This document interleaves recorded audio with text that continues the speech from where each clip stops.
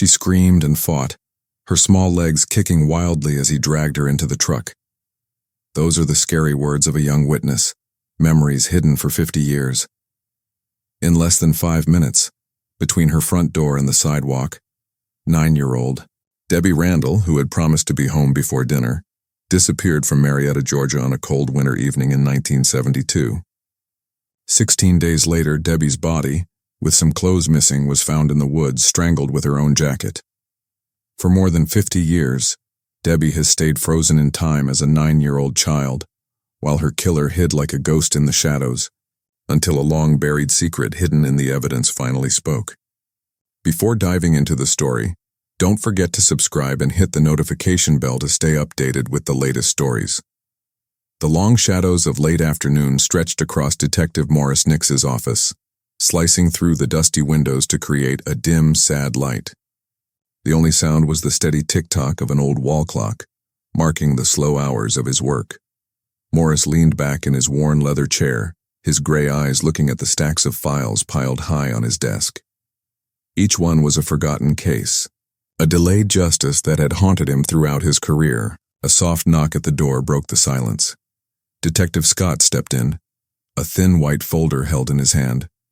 But Morris knew, even before he spoke, that it contained something explosive. "Detective Nix," Scott began, his voice a little shaky, "we have the results from DNA Labs International. They've completed the genetic genealogy analysis on the Debbie Randall case." Morris froze, his eyes locking onto the folder in Scott's hand. A mix of excitement and dread rushed through him. He had given his life to cases like this, but had never truly dared to believe that one day a report might actually bring answers. "We have a name, sir," Scott continued, holding out the file. "The suspect has been identified as William B. Rose from Mableton. William B. Rose." The name echoed in the office air, a name Morris had never heard before. He closed his eyes for a moment, and the name unlocked a flood of long-sealed memories. He remembered 2001, when his eyes had first fallen upon Debbie Randall's file in a pile of cold cases. A bright, dreaming 9-year-old girl who had disappeared on a cold winter evening in 1972, just half a block from her home. If she were alive, today Debbie would be older than Morris, but fate had locked her forever in the form of a 9-year-old child. Her tragic death had haunted an entire community, and it had haunted Morris too. His gut told him something important had been missed in the first investigation. He'd reopened the case, gotten the evidence box that had been tucked away for decades, and inside he'd found a single strand of unidentified hair, the only piece of evidence from a terrible crime. Morris had sent that hair sample to the FBI. They'd run many tests, but the technology of the time wasn't advanced enough to solve the mystery. He had waited for a day when science could finally speak. Now the name William B. Rose rang out, sudden and real. It was the voice of the DNA evidence Morris had waited years for, ever since the day he'd promised to bring the truth home for Debbie. Morris pulled out the faded case file he'd inherited in 2001. Every word took him back to Marietta, Georgia, August 1962, the moment a baby girl named Debbie Randall was born. Debbie was the daughter of John and Oneta Randall, raised in a tight-knit, friendly town. Marietta then still held its charming southern feel, but was beginning to embrace a modern beat. She was a third grader at Pine Forest Elementary. Her sweet, gentle nature made her a beloved friend to her classmates. Beyond school, within their close-knit community, she was adored, often receiving dolls as gifts from visitors, a sign of the affection she inspired. Debbie also had an older brother, Melvin Randall, and their bond was truly special. Melvin loved his sister, always trying to make her happy. Whatever Debbie wished for, Melvin made it happen, showing the strong, loving connection they shared. Debbie was the joy of her family, with big dreams and an adventurous spirit.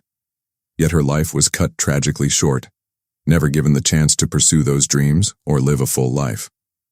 It was an ordinary evening on January 13, 1972. Debbie was home in Marietta, Georgia, with her mother, Oneta, and her brother, Melvin, who was feeling sick and resting in his room. Everything unfolded as a typical night. Oneta was in the kitchen, busy preparing dinner while John, Debbie's father, had not yet returned home. Suddenly, with a burst of excitement, Debbie ran into her room, quickly changed, and came back before her mother with an eager request to play at the nearby playground with her friends. The playground was just a short distance away, only half a block, and 57 feet from their home. A laundromat stood just across the street. Oneida remembered she'd forgotten to pick up some detergent from there, so when she agreed to let Debbie play, she asked her to run a quick errand. "Honey," she said, "when you go out, don't forget to pick up the detergent we need." With a joyful nod, Debbie skipped out to join her friends at the playground, promising her mother she'd be home before dinner. Little did they know that this simple request would mark the beginning of a mystery that would haunt their lives for years to come. The playground was only a 5-minute walk for Debbie. Her usual routine was to play for about an hour and then head home, so Oneida figured she'd be back in about an hour and a half. However, as 2 hours passed without Debbie, Oneida began to wonder. She thought perhaps the girl was at the laundromat, imagining a crowd there causing the delay. But as 3 hours came and went and the sun dipped below the horizon, Oneida's worry sharpened. This was completely out of character. As night fell, Oneida's worry deepened. Debbie was always on time and never missed curfew. By 9:45 p.m., when John, Debbie's father, finally arrived home, Oneida could no longer hold back her distress. She anxiously asked if he had seen or been with Debbie on his way home. But John's face mirrored her own pain as he said he had no information about Debbie's whereabouts. The initial flicker of worry had grown into full-blown concern for their beloved daughter. At that moment, hearing their voices, Melvin came out of his room, and he couldn't help but notice the worry on his parents' faces. Concerned, he asked what was happening. Oneida, torn between protecting her sick son and her growing fear over Debbie's absence, finally broke down. She told Melvin that Debbie hadn't come home, and that she and John were going out to search for her. With a heavy heart, Oneida asked Melvin to stay, watch the house, and immediately notify them if Debbie returned. It was a moment of heartbreaking decisions for the family.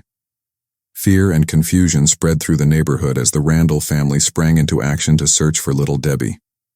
Melvin, a devoted big brother, couldn't stand to stay home and do nothing. He walked the streets, approaching everyone with the burning questions in his mind. "Have you seen Debbie? Do you know where she is?" The response was a collective shock. No one could believe their dear little Debbie had disappeared without a trace. Some remembered catching a glimpse of her as she left the house, but no one had seen her since. Meanwhile, Oneida and John rushed to the playground where Debbie played with her friends, but it was eerily empty. All the children had gone home. Their next stop was the laundromat where Oneida had sent Debbie for detergent, but it too was dark and locked. By then, time stretched on, and every empty road, every quiet street they searched seemed to make the silence of their daughter's absence louder. Where could their beloved girl have disappeared to? A while later, Oneida found a scattered box of detergent on the path leading back home. It was a horrible realization that something terrible might have happened to her daughter. Overcome with dread, Oneida couldn't hold back her tears. She made the difficult decision to file a missing persons report, determined to do everything in her power to find her daughter. However, the police explained that because it had not yet been 24 hours since Debbie's disappearance, they couldn't officially open a file. Still, they promised to do their best to search for her. Despite this crushing setback, the Randalls were moved by the outpouring of community support during their terrible time. The community sprang into action, launching a citywide search with about 4,000 volunteers participating. Melvin also hit the streets, putting up flyers with a desperate plea for information about his missing sister. Debbie, who loved playing baseball with her brother, was dearly missed by her family. Melvin hoped that someone, somewhere, had seen or knew something that could bring her home. At the same time, the police were also determined to find Debbie. They visited the laundromat, where the owner confirmed that Debbie had indeed picked up the detergent as instructed. But the question remained. What had happened in those brief 5 minutes between her visit to the laundromat and her disappearance? Police also questioned all of Debbie's friends who had been at the playground that day, but no one had any information about her whereabouts. 16 long days passed, yet there was no sign of Debbie. Oneida and John clung to hope. anxiously waiting for their beloved daughter's safe return home. Among the dedicated searchers was a group of Southern Tech students who tirelessly helped the police. After 16 days, on January 29, 1972, their persistent efforts finally led them to a tragic discovery on Johnson Ferry Road, across a wooded area. They found Debbie's lifeless body with some clothes missing. Her small frame bore the marks of a violent struggle, as if she had fought with every ounce of her young life to defend herself until her last breath. It appeared the cruel killer had used Debbie's own jacket to silence her cries. Investigators believe the person who did this had likely watched Debbie for some time, patiently waiting for the right moment to strike. He'd grabbed his chance, kidnapped her, and subjected her to terrible horrors at multiple locations before leaving her lifeless body in the woods. This heartbreaking discovery left the community in deep grief, and Debbie's parents were overwhelmed with sorrow upon seeing the lifeless form of their precious daughter. The autopsy revealed she had been strangled and assaulted, with deep bruises on her body, suggesting the huge pain she endured.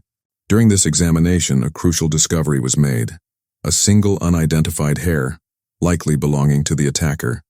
However, due to the limitations of forensic technology in the 1970s, little could be done with the hair at the time, so it was carefully preserved, waiting for future advancements that might one day help solve the identity of the person responsible for Debbie's tragic death. As days turned into months, detectives relentlessly pursued hundreds of leads, but each one seemed to hit a dead end. Despite their dedicated efforts, police found themselves in a frustrating loop, unable to uncover the critical clues needed to solve the case. These developments left the Randall family with haunting questions. What truly happened that tragic night? Who was responsible for their daughter's death? They wrestled not only with the deep loss of their beloved Debbie, but also with the agonizing frustration of justice escaping them. 43 years passed, and Debbie Randall's case sat in the archives, an unhealed wound. But Detective Morris Nix, haunted by her cold case files since 2001, had never truly let go. When he volunteered for the Cobb County Cold Case Unit in 2015, the opportunity to breathe new life into the investigation finally arrived. He understood that a bold approach was needed to break the decades-long stalemate. This time, Morris chose to bring the case into the public eye. The decision quickly gave results. A woman named Sandra Walker came forward. She had been one of the children playing with Debbie on that fateful evening of January 13, 1972. Sandra bravely told decades-buried memories. She remembered narrowly missing being hit by a stranger's car, remembered his eyes fixed on her in the rearview mirror, and above all, she still heard Debbie's desperate screams, saw the image of her small legs kicking as she was dragged into the truck. Those memories had haunted her for a lifetime. To create more attention and recreate the scene, police worked with several artists. Jessica Null, a graphic designer, offered a fresh perspective, noting the old road had since become a bus route. Amanda Wood, a freelance artist, spent months recreating Debbie's final moments, the child as a doll confronting a monstrous figure. This emotionally charged image connected with the public and created new leads for the investigation. For over 4 decades, John Randall, Debbie's father, kept every old newspaper clipping in a faded shoebox, while Onetta, her mother, still kept a small shrine with her daughter's picture in the living room. For them, every newspaper page, every news item was not just a memory of Debbie, but a sign of an undying hope. They would never let the world forget their daughter. Sir. Scott's voice abruptly yanked Morris back to the present. There's actually one more crucial detail I haven't told you. His voice held a mix of seriousness and a touch of hesitation. Morris looked up, his eyes locking on Scott. He knew Scott wasn't one for dramatics, and his fumbling for words meant the coming news was important. Scott took a deep breath. William B. Rose, he died in November 1974. Suicide, just 2 years after Debbie's murder. The shock hit Morris like a physical blow. Justice, so close, had slipped through his fingers, bitter and hollow. The killer had paid a price, but not in a courtroom. Scott continued, offering a theory. We believe Rose's death was driven by fear. He had a history of alcohol-related arrests, and a family member once told police he lived in constant fear. Perhaps Rose was afraid that someday the truth about Debbie would come out, and he chose to end it before that could happen. The critical thing is, he was never on our original suspect list. Morris stared at the name on the file. William B. Rose. A ghostly connection, a haunting possibility. But this is only genealogical analysis, Morris said, his voice gravelly, laced with the veteran detective's built-in skepticism. We need solid proof. How can we be sure it's him based only on a family tree? Scott nodded, understanding his boss's caution. That's right, sir. To remove all doubt and give Debbie's family absolute certainty, we're proposing the next step, obtaining permission from the William B. Rose family. We'll request an exhumation of his remains for direct DNA comparison. It's the only way to definitively confirm William B. Rose is the person who did this. Morris was silent for a moment, thinking. Exhuming a body after nearly 5 decades was a big decision, requiring family consent and extensive procedures. But if it was the only path to finally bring the truth to Debbie and her family, he wouldn't hesitate. Do it, Scott, Morris said, his voice firm. Get everything ready. 2 days later, the Marietta sky hung heavy and gray, drizzling a cold rain over Oak Grove Cemetery. Morris, Nix, and Scott stood beneath black umbrellas, watching the crew carefully dig up the aged plot marked by William B. Rose's simple headstone. The air was thick with seriousness and a strange sense of history being unearthed. A chill ran through Morris, not from the rain, but from the thought of the monster who had buried this awful secret for decades. The Rose family had agreed, though their consent came with untold pain and a heavy layer of suspicion. When the coffin was brought up and samples of bone and teeth were carefully collected, Morris quietly left. He didn't need to witness the whole process. His job now was to wait. The wait stretched on for days. Every phone call, every knock at his office door made Morris jump. The samples were sent to the Georgia Bureau of Investigation Crime Lab. Scientists worked tirelessly, comparing every strand of DNA from Rose's remains to the fragile hair preserved from Debbie Randall's body. Morris knew this wasn't just a technical analysis. It was the answer to a promise, a final closing chapter to decades of relentless pain. Finally, early one morning, with frost still clinging to the window panes, Morris's phone rang. It was the head of the DNA testing team at the GBI. Morris picked up, his voice hoarse. Nix here, he listened. Every word from the other end of the line lifted layers of stone that had pressed down on his heart for years. Detective Nix, the professional voice stated, filled with certainty. We've completed the analysis. The DNA sample from William B. Rose is a perfect match for the hair found on Debbie Randall's body. No room for doubt. William B. Rose was the one who had tragically taken the life of the 9-year-old girl. Morris hung up. The world around him momentarily stopped. A long breath escaped his lungs, deep and full of release. That name, William B. Rose, was no longer just a possibility but a solid truth. After more than 50 years, Debbie Randall finally had justice, and Morris Nix had fulfilled his promise. With solid evidence in hand, Detective Morris Nix knew he had to take on the most important meeting of his career. He drove to the home of Melvin Randall, Debbie's older brother. Melvin was in his 60s now, silver-haired with deep lines on his face, but his eyes still held the raw grief of a brother who'd lost his sister. Morris sat across from Melvin, his eyes full of empathy. He didn't want to drag out the pain. Melvin, he began, his voice low, weighted with seriousness and a quiet hope. We finally found the person who did this to Debbie. He paused, letting the words sink in. DNA. Melvin, modern science helped us. The person who did this was William B. Rose. He lived right here in Mableton, near your family's old neighborhood. Morris continued, his voice softening as he delivered the hardest part. But there's something else. Rose was dead. He'd taken his own life in November 1974. Just 2 years after taking Debbie's, he'd lived in fear, afraid his crime would be exposed, and ended it himself. He looked straight at Melvin, sharing the heavy burden of the truth. To be absolutely certain, we obtained permission to dig up his body after nearly 5 decades. And Melvin, the DNA results are solid. Rose was the one who harmed Debbie. Melvin was silent for a long time, tears tracking paths down his weathered cheeks. He looked up at Morris. His voice trembled, raw but sincere, carrying both deep relief and deep regret. If only you'd come a year sooner, my father might have found some peace before he passed, Melvin choked out. He waited his whole life for this. I know my parents are with Debbie in heaven now, and finally it's over.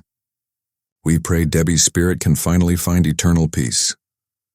Melvin clenched his hands, bowing his head as if to hold in the last of his tears. The small room was heavy with memories, yet also brightened by the truth finally delivered. Morris quietly stood. He placed a hand on Melvin's shoulder, a brief touch that spoke volumes of understanding. No more words were needed. Some truths once spoken only lengthened the pain. He stepped out the door. The wooden door closed, leaving behind a family who had just found closure after half a century of waiting.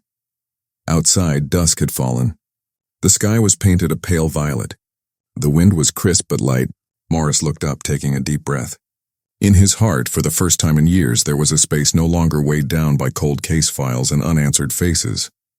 Justice hadn't arrived in a courtroom, but it had spoken. And in that moment, Morris knew Debbie's spirit at last had found its way home to peace.